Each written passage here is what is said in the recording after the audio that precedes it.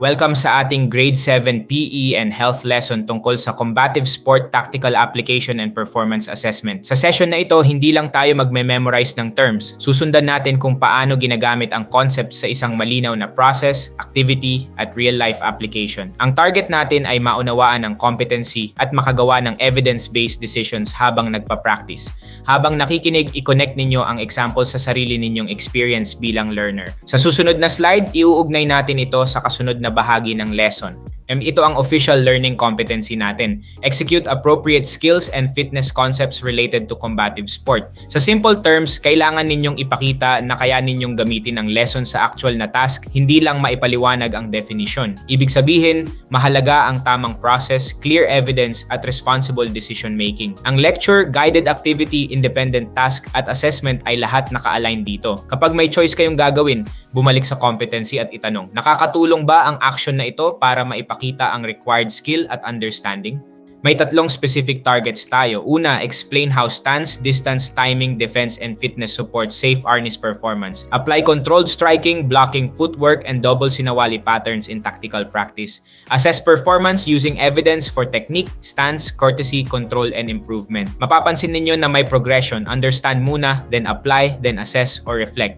Hindi sapat ang alam lang ang terms kung hindi ito magagamit sa performance o creative decision. Sa bawat activity, maghanap ng evidence na naaabot ninyo ang target. Halimbawa, mas clear na explanation, mas controlled na execution, o mas defensible na evaluation. Sa dulo, dapat kaya ninyong ipaliwanag hindi lang kung ano ang ginawa ninyo, kundi kung bakit iyon ang appropriate choice.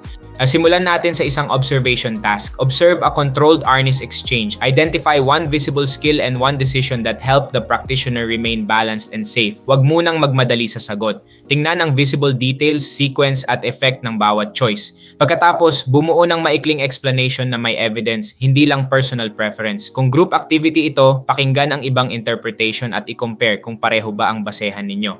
Ang purpose ng warm-up ay ma-activate ang prior knowledge at makita na ang lesson natin ay tungkol sa informed decisions. Sa susunod na slide, iuugnay natin ito sa kasunod na bahagi ng lesson. Ang lesson ay naka-organize sa 5 magkakaugnay na ideya: safety and etiquette, stance and footwork, striking and blocking, range, timing and adaptability, performance assessment. Isipin ito bilang isang system. May foundational concept, may skill o process, may actual application, at may assessment na nagbibigay ng direction sa improvement. Kapag hiwa-hiwalay ang pagtingin natin, madaling malito. Pero kapag nakita ang relationship ng mga bahagi, mas madali nating maipaliwanag kung bakit kailangan ang bawat step. Habang dumadaan tayo sa slides, gumuhit ng simpleng connection lines sa notes ninyo para makita kung paano umaabot ang unang idea sa final outcome. Dito natin palalalimin ang concepts. Safety and etiquette means training begins with courtesy, correct equipment, clear spacing, and control. The goal is skill development, not injury. Stance and footwork means a stable stance supports balance, force control, and quick movement. Footwork manages range and creates safer angles. Ang importanteng tandaan ay hindi sila separate na vocabulary lamang. Bawat concept ay may effect sa quality, safety, clarity, fairness, o purpose ng output. Mag-isip ng isang concrete example mula sa school task o practice ninyo at tukuyin kung alin sa concepts ang visible. Kung hindi ninyo makita ang evidence, kailangan pang linawin ang explanation o application. Sa susunod na slide, iuugnay natin ito sa kasunod na bahagi ng lesson.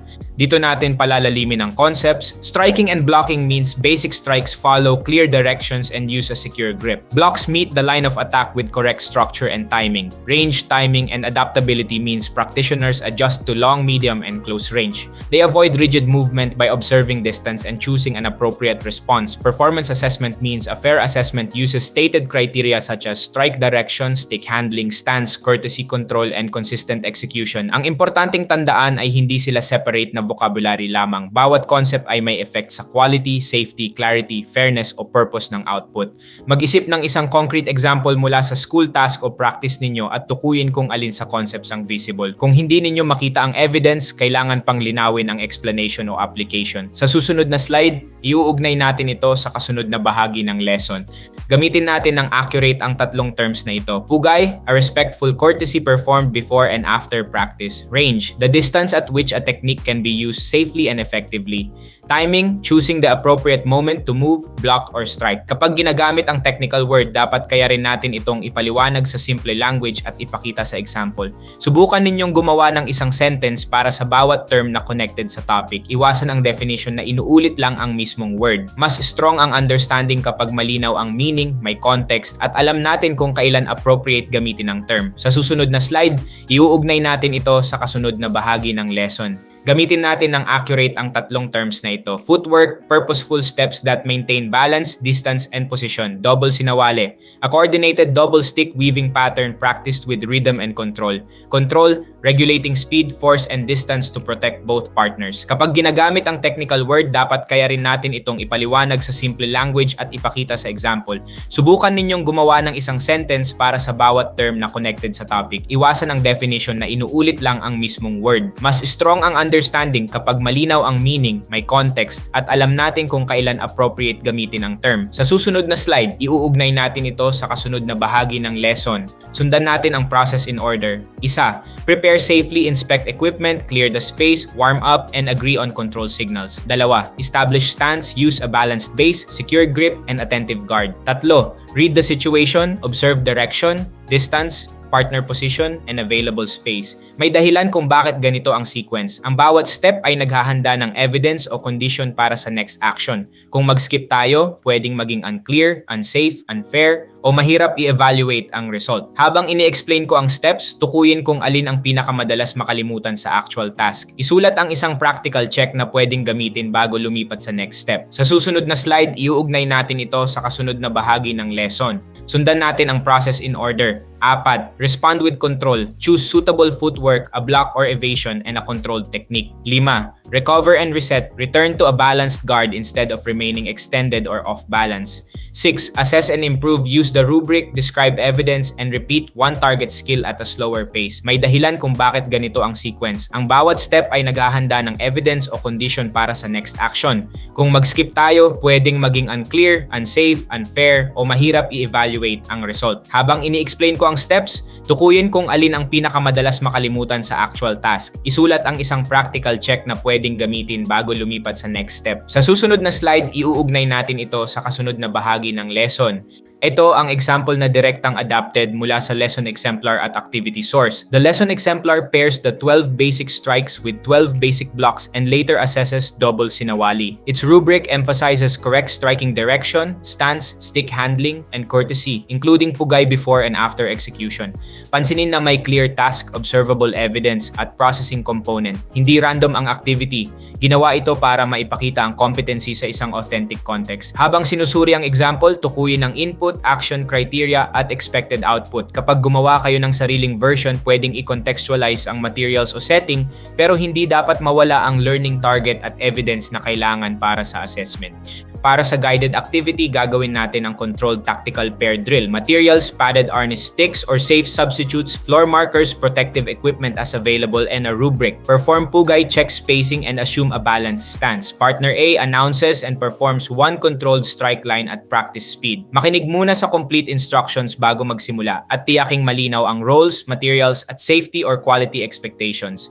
Sa first attempt, ang goal ay makakuha ng baseline evidence, hindi agad perfect performance. I-record ang observation ng specific. Ano ang nangyari, saan ito nakita, at ano ang effect. Kapag may partner o group, gumamit ng respectful communication at i-focus ang feedback sa task. Sa susunod na slide, iuugnay natin ito sa kasunod na bahagi ng lesson. And ipagpatuloy ang guided task sa mga hakbang na ito. Partner B uses footwork and the matching block, then recovers to guard. Switch roles, gradually improve timing, and stop immediately when control or spacing is lost. Pagkatapos, gamitin ang processing questions. Use the rubric to record one strength and one target for improvement.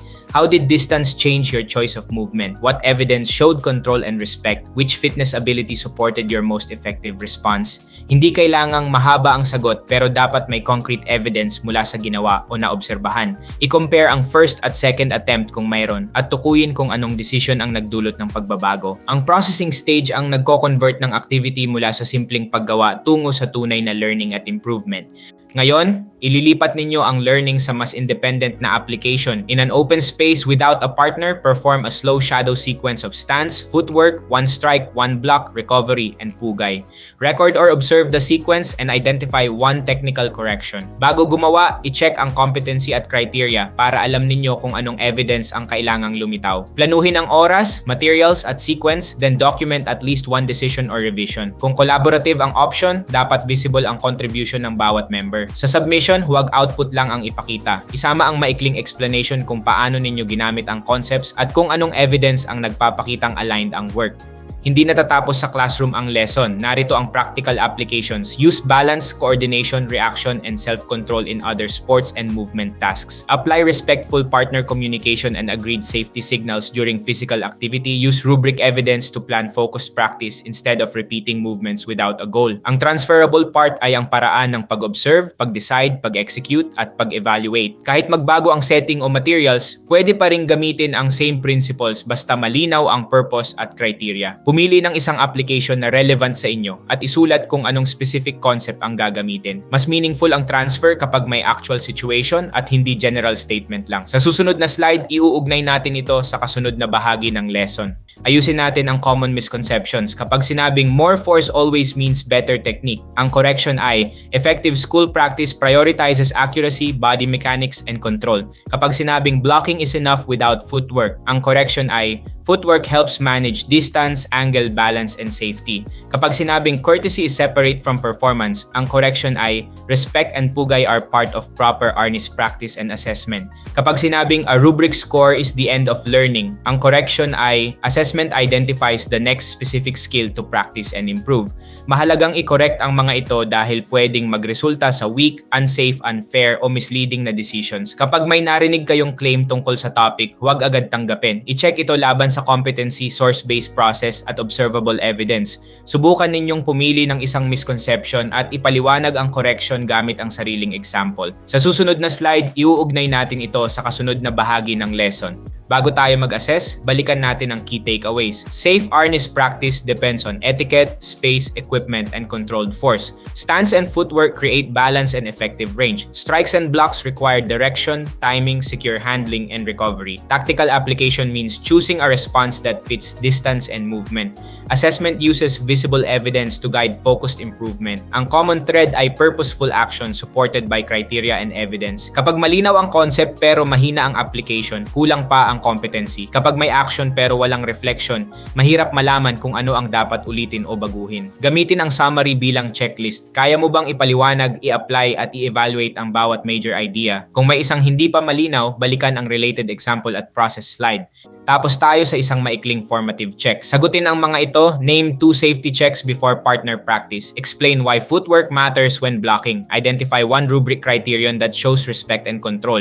Maglaan muna ng tahimik na thinking time at isulat ang sagot bago mag-share. Sa explanation, gumamit ng term mula sa lesson at isang concrete example o evidence. Hindi ito para manghula ng grade. Ginagamit natin ito para makita kung alin ang understood at alin ang kailangan pang i-review. Pagkatapos mag-check, markahan ang isang concept na confident ka at isang concept na kailangan mo pang i-practice.